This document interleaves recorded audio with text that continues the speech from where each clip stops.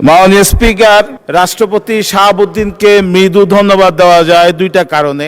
না বললে ধন্যবাদ, না বললে ধন্যবাদ। মাননীয় সদস্যবৃন্দ ওনাকে বক্তব্য দেন, আপনারা বসেন বসেন আপনারা বসেন, আপনার বক্তব্য থাকলে শুনবো, ওনাকে অ্যালাউ করেন। Please take your seat. সমস্ত member of parliament please take your seat. একসাথেই বিলুপ্ত হয়ে গেছে জাতীয় আপনাকে পার্টি পরে দিব, বিলুপ্ত হয়ে বসেন গেছে, দয়া মাননীয় করে। স্পিকার। জনাব লুৎফুর রহমান, আপনার সময় 4 মিনিট। কোত্থেকে?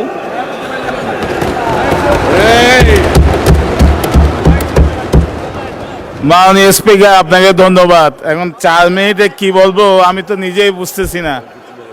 জাতীয় ওনাকে সময় দেন, না হলে আমি পরে বলবো। ওনার সময় দেন, নাহলে পরে বলবো আমি। মাননীয় স্পিকার, যেহেতু আমাদের স্থায়ী কমিটির সদস্য সাহেব বলেছেন,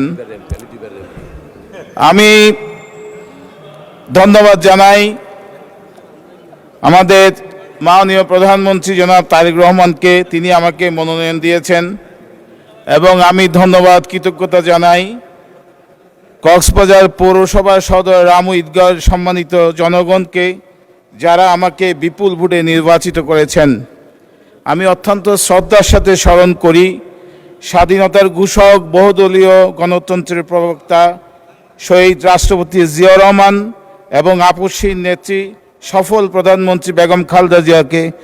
মহান রব্বুল আলমিনের কাছে প্রার্থনা করি, মহান রব্বুল আলমিন যেন তাদেরকে জান্নাতুল ফেরদৌস নসিব করেন। মাননীয় স্পিকার, রাষ্ট্রপতি শাহাবুদ্দিনকে মৃদু ধন্যবাদ দেওয়া যায় দুইটা কারণে। মৃদু ধন্যবাদ, প্রথম কারণ হলো তিনি একটা সত্য ভাষণ দিয়েছেন, সেখানে আমাদের সকলেরই প্রশংসা করেছেন। 24 সালের জুলাই আগস্টের ত্যাগকে তিনি মহিমান্বিত করেছেন। তার বক্তব্যে তিনি শহীদ রাষ্ট্রপতি জিয়াউর রহমানের অবদান স্বীকার করেছেন, বেগম খালেদা জিয়ার প্রশংসা করেছেন এবং সর্বোপরি একটা গণতান্ত্রিক রাষ্ট্র বিনির্মাণের জন্য তিনি সহযোগিতা করেছেন সাংবিধানিক উপায়ে। মাননীয় স্পিকার, এই যে বিএনপির বিরুদ্ধে সবসময় একটা ষড়যন্ত্র চলে, এখনো দেখা যাচ্ছে, এখন আমাদের বয়স 2 মাস হয় নাই। আমরা যখন ক্ষমতায় থাকতাম, পূর্বে ফেসিবাদী আওয়ামী লীগ যেইভাবে বলতো একদিনও শান্তিতে থাকতে দেবে না, ঠিক একইভাবে এখনো দেখি বিরোধী দলের বন্ধুরা ফেসিবাদীর মতোই তারা বলে যে তারা আমাদেরকে একদিনও শান্তিতে থাকতে দেবে না। পার্লামেন্টেও বলে, পার্লামেন্টের বাইরেও বলে। মাননীয় স্পিকার, না বললে ধন্যবাদ, না বললে ধন্যবাদ, না বললে ধন্যবাদ। মাননীয় স্পিকার, একটা মাননীয় সদস্যবৃন্দ ওনাকে বক্তব্য দেন, আপনারা বসেন বসেন আপনারা বসেন। যে ষড়যন্ত্রটা হলো, আমরা এরশাদের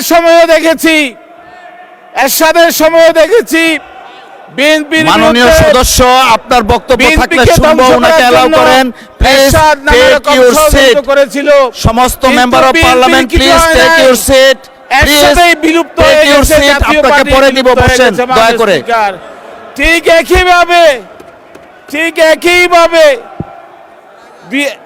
একইভাবে আওয়ামী লীগও বিএনপিকে দমন করার জন্য 15 বছর ফেসিবাদী কায়দায় বিএনপির মানুষকে নির্যাতন করেছে, নেতাদের নির্যাতন করেছে, নিপীড়ন করেছে, কিন্তু বিএনপির কিছু হয় নাই। এই ফেসিবাদ আওয়ামী লীগেই পালিয়ে যেতে হয়েছে, আওয়ামী লীগকে।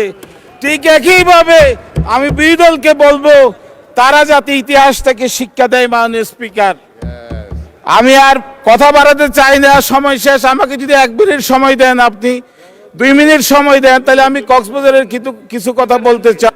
1 মিনিট সময় দেওয়া হলো।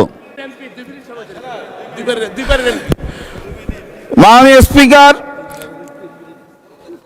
বিএনপি গত 15 বছর সবচেয়ে বেশি নির্যাতিত একটা দলের নাম বিএনপি। আমাদের এই 15 বছরের নিপীড়নের জন্য